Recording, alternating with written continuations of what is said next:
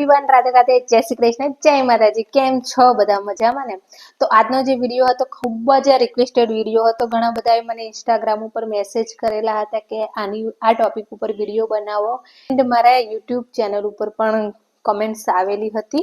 तो थयुं के चलो अत्यारे खूब ज रिक्वेस्टेड विडियो तमारो छे तो बनावी लईए।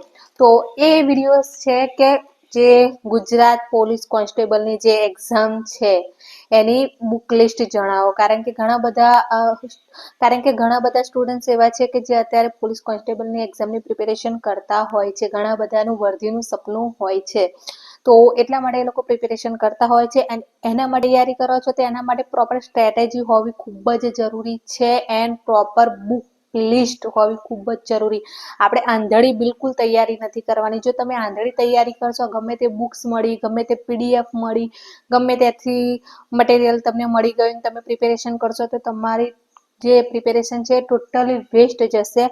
આપણે બિલકુલ કરવાનું નથી। તમારે પ્રોપર વેમાં જો પ્રિપેરેશન કરશો તો જરૂરથી તમે સ્કોર કરી શકશો એન્ડ તમારું મેરિટ લિસ્ટમાં નામ પણ આવી શકે છે। એટલા માટે આપણે સ્માર્ટ વર્ક કરવાનું છે એન્ડ થોડું હાર્ડ વર્ક પણ કરવાનું જ છે, બટ પ્રોપર વેમાં કરવાનું। બસ આંધળી દોડ દોડવાની નથી। તો ચલો વિડીયો સ્ટાર્ટ કરીએ। તમને હું જણાવું છું પોલીસ કોન્સ્ટેબલની જે બુક લિસ્ટ મેં રેડી કરી છે, જે ખૂબ જ ઘણી રિસર્ચ કરીને કરેલી છે એન્ડ ઘણા બધા સક્સેસ આ બુકને મળેલા છે, એટલા માટે તમને કહું છું।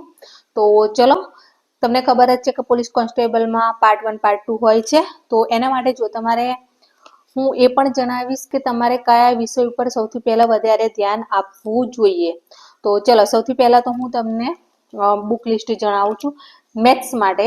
તો મેથ્સ માટે નીરજ ભરવાડની જે બુક છે એ એન્ડ બકુલ સરના જે વિડીયો છે ભેંસ કી પાઠશાલા, યુટ્યુબ ઉપર વિડીયોઝ છે એમની ચેનલ છે ભેંસ કી પાઠશાલા, તો એ તમે જોઈ શકો છો એન્ડ એમના વિડીયો ખૂબ જ સારા હોય છે એન્ડ તમે પ્રેક્ટિસ માટે નીરજ ભરવાડની બુક લઈ શકો છો। એન્ડ આ જે મેથ્સ એન્ડ રિઝનિંગ છે એના માટે મેં પ્રોપર વિડીયો બનાવ્યો છે। જો તમે ના જોયો હોય તો જરૂરથી જોઈ લેજો, મારી ચેનલ ઉપર છે, ડિટેલમાં વિડીયો બનાવ્યો છે। રિઝનિંગ માટે પણ આપણે સેમ જ નીરજ ભરવાડ, બકુલ સરના વિડીયોઝ એન્ડ જો તમે ચાહો તો યુવા ઉપનિષદની પણ બુક લઈ શકો છો। બંધારણ માટે તો સૌથી પહેલા ચલો બંધારણ પહેલા હું તમને કહી દઉં છું ગુજરાતી કોમ્પ્રેહેન્સિવ માટે આપણે શું કરવાનું છે। તો એના માટે તમે અક્ષર પબ્લિકેશનની બુક લઈ શકો છો, ખૂબ જ સારી છે, તમારા માટે ખૂબ જ હેલ્પફુલ રહેશે। પછી છે બંધારણ। તો બંધારણની વાત કરું ને તો મારી ફેવરેટ પર્સનલ ફેવરેટ છે એક તો વિકલ્પ કોટવાલ સરની જે બુક છે ખૂબ જ સારી છે એન્ડ બીજી છે શહેજાદ કાઝીની, એ પણ સારી છે, ખૂબ જ બેસ્ટ છે। એન્ડ જો તમારી પાસે યુવાની પણ પડી હોય તો વાંધો નહીં, એ પણ કરી શકો છો, બટ જો તમે વિકલ્પ કોટવાલની લેશો તો બેસ્ટ બુક છે। પછી છે કરંટ અફેર્સ। કરંટ અફેર્સ માટે વેબ સંકુલની તમે યુટ્યુબ ચેનલ છે એ પણ જોઈ શકો છો એન્ડ એમની મેગેઝિન આવે છે એ પણ પરચેસ કરી શકો છો, અથવા તો આઈસીઈ વાળાની પણ મેગેઝિન તમે લઈ શકો છો, ખૂબ જ બેસ્ટ છે। જો એ કરશો તો તમારે બીજે ક્યાંય કરંટ અફેર કરવાની જરૂર પડશે નહીં। હિસ્ટ્રી માટે તો ભારતની 6 થી 10ની તમારે સામાજિક વિજ્ઞાનની બુક આવે છે એ કરવાની છે એન્ડ 11-12ની ઇતિહાસની બુક આવે છે એ તમારે કરવાની। હવે તમારે પૂરી બુક રીડ કરવાની નથી, તમારે જોવાનું કે તમારા સિલેબસમાં જે ટોપિક આપેલા હોય છે એ જ રીડ કરવાની, એના સિવાય વધારે ટોપિક કરવાના નથી। તો હિસ્ટ્રીમાં તમારે ભારતના હિસ્ટ્રી માટે એ કરવાનું છે એન્ડ ગુજરાતના હિસ્ટ્રી માટે ઓલ ટાઈમ ફેવરેટ છે ઈશ્વર પાડવીની બુક, એ કરશો એટલે તમારું ઇનફ છે, વધારે કરવાની કંઈ જરૂર પડશે નહીં। પછી છે આર્ટ એન્ડ કલ્ચર, સાંસ્કૃતિક વારસા માટે તમે શું કરશો તો સાંસ્કૃતિક વારસા માટે આઈસીઈની બુક આવે છે, સાંસ્કૃતિક વારસા માટે બેસ્ટ બુક છે, બહુ જબરદસ્ત, તમારે એ જ રીડ કરવાની છે। એન્ડ જો તમે ઈચ્છો તો યુવાની પણ લઈ શકો છો, બટ આઈસીઈની બેસ્ટ છે।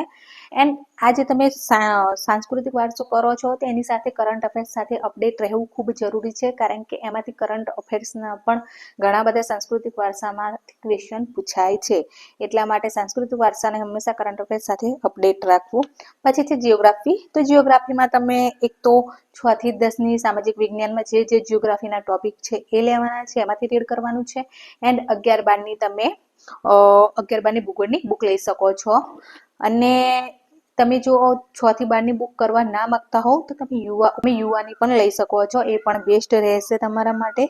તો આટલું ઇનફ છે। સાયન્સ એન્ડ ટેક માટે શું કરવું તો સાયન્સ એન્ડ ટેક માટે તમારે જે તમે કરંટ અફેર રીડ કરશો તો એમાં સાયન્સ એન્ડ ટેક રિલેટેડ આવી જશે ઘણી બધી વસ્તુ, કારણ કે સાયન્સ એન્ડ ટેકમાં જે ક્વેશ્ચન પૂછાય છે એ કરંટ અફેર રિલેટેડ જ પૂછાય છે. તો તમારે સાયન્સ એન્ડ ટેકને એમાંથી આવી જશે. અને જો તમે જનરલ સાયન્સ માટે કરવા માંગતા હો તો તમે આઈસીઈની બુક લઈ શકો છો, ખૂબ જ બેસ્ટ બુક રહેશે. તો બસ આજ મેં તમને જણાવ્યું પૂરી બુક લિસ્ટ, એ તમારા એક્ઝામ માટે ખૂબ જ ઇમ્પોર્ટન્ટ રહેશે. એન્ડ મારો પર્સનલી પણ આ બુક્સને લઈને ખૂબ જ સારો એવો એક્સપિરિયન્સ રહ્યો, કારણ કે મેં આ જ બુક્સ રીડ કરીને મારી એસટીઆઈની પ્રિલિમ્સ ક્રેક કરી હતી. પછી અકાઉન્ટ ઓફિસરની જે એક્ઝામ હતી એમાં જે જનરલ સ્ટડીઝ રિલેટેડ આ જ બુક મેં પ્રિફર કરી હતી. એન્ડ હમણાં જ મેં જે ડીવાયએસઓ લીગલની એક્ઝામ હતી એના માટે પણ જનરલ સ્ટડી માટે મેં આ જ બુક્સ રિફર કરી હતી અને સારું એવું એનું રિઝલ્ટ મળ્યું છે. એટલા માટે મારી પર્સનલ એક્સપિરિયન્સ સાથે તમને આ બુક લિસ્ટ સજેસ્ટ કરું છું, ખૂબ જ સારી છે. હવે ચલો એ ટોપિક જણાવીએ કે તમારે કયા વિષય ઉપર વધારે ધ્યાન આપવાની જરૂર છે. તો તમને ખબર જ હશે કે જો અત્યારે તમારે સ્કોર કરવો છે ને તો મેથ્સ એન્ડ રિઝનિંગ તમને આવડવું ખૂબ જ જરૂરી છે. કારણ કે જો તમે હિસ્ટ્રી કરશો કે જીઓગ્રાફી કરશો કે બંધારણ કરશો, જો એમાંથી ડીપમાંથી એવો ક્વેશ્ચન થોડો કોમ્પ્લિકેટેડ ક્વેશ્ચન પૂછાયો હશે તો એ તમને નહીં, કોઈને પણ નહીં આવડે, એટલે તમારે ટેન્શન લેવાની જરૂર નથી. બટ જો તમે મેથ્સ એન્ડ રિઝનિંગ સારું એવું કર્યું હશે તો ભલે ને એ લોકો ટ્રિગી કરીને ક્વેશ્ચન પૂછે કે ગમે તે ફેરવીને ક્વેશ્ચન પૂછે, પણ જો તમને એની રીત આવડતી હશે અને ક્વેશ્ચનને તમે સારી રીતે સમજ્યા હશો તો તમે આરામથી જે મેથ્સ એન્ડ રિઝનિંગના ક્વેશ્ચન સોલ્વ કરી શકશો. કારણ કે તમે જોતા હશો કે બધાને પાર્ટ 1માં વધારે માર્ક્સ હોય છે, કારણ કે મેથ્સ એન્ડ રિઝનિંગના લીધે. તો તમારે સૌથી વધારે ધ્યાન મેથ્સ એન્ડ રિઝનિંગમાં આપવાની જરૂર છે. જો તમારે સ્કોર કરવો છે, મેરિટમાં આવવું છે, તો તમારે મેથ્સ એન્ડ રિઝનિંગ આવડવું ખૂબ જ જરૂરી છે. તો બસ આના ઉપર વધારે ફોકસ કરજો. બાકી બધા સબ્જેક્ટ તમે જોઈ લેજો કે જે વેટેજ હોય છે, જે સબ્જેક્ટ વાઇઝ ટોપિક વાઇઝ, તો એ પ્રમાણે તમે તૈયારી કરી શકો છો. જેમાં ઓછું વેટેજ હોય છે તેમાં વધારે મહેનત કરવાની જરૂર નથી.